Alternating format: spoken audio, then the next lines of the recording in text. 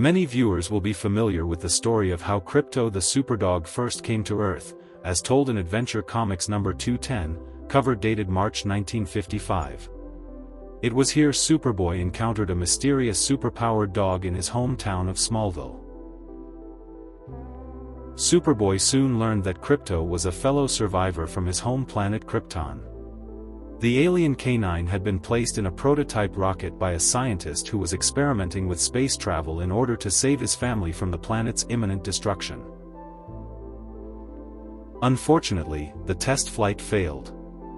Instead of returning home, Krypto remained alive aboard the small rocket until it finally reached Earth.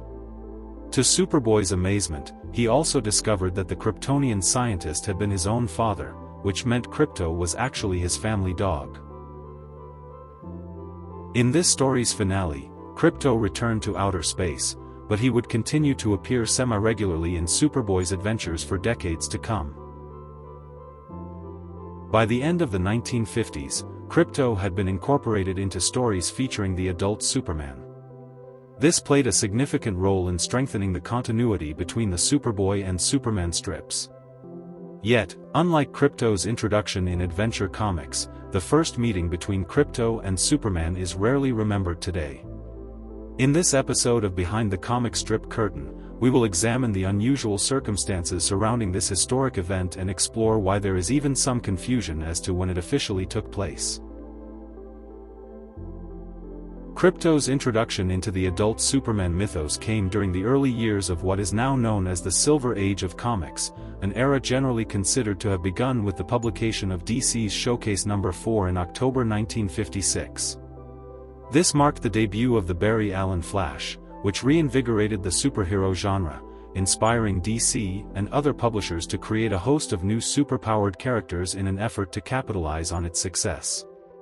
It also marked the effective reinvention of the DC universe.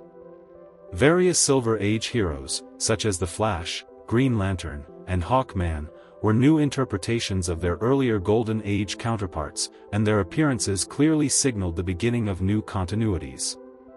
Changes were also made to long-established characters such as Superboy and Superman.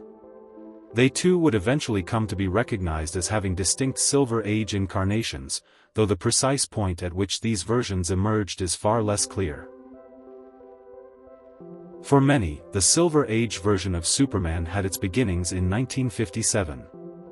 This was the year editorial duties at DC Comics were redistributed, with Mort Weisinger obtaining control of all of the Superman-related titles, signaling a greater focus on the development of the mythos and a greater sense of coherent continuity.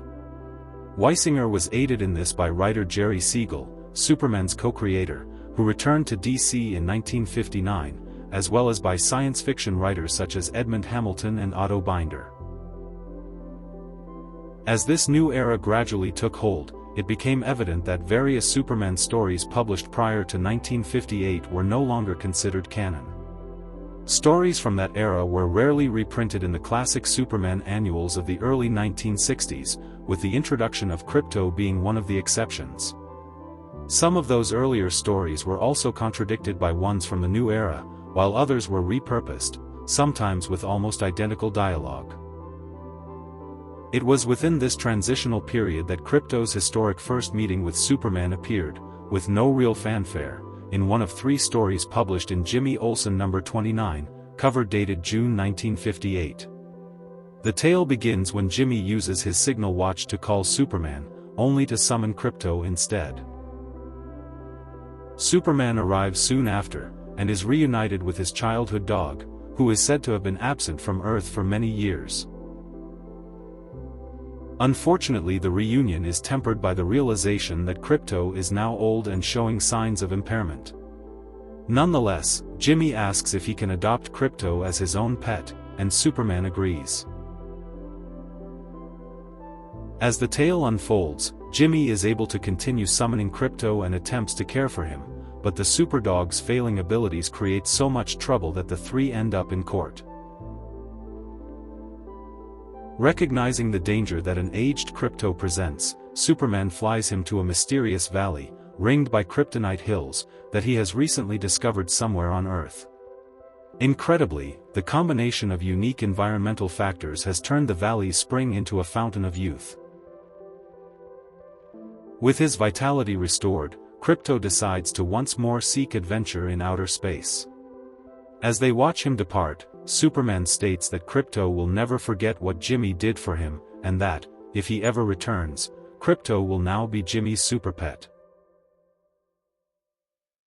A year would pass before Krypto would appear with Superman again, in the story, The Curse of Kryptonite, published in Superman number 130, July 1959.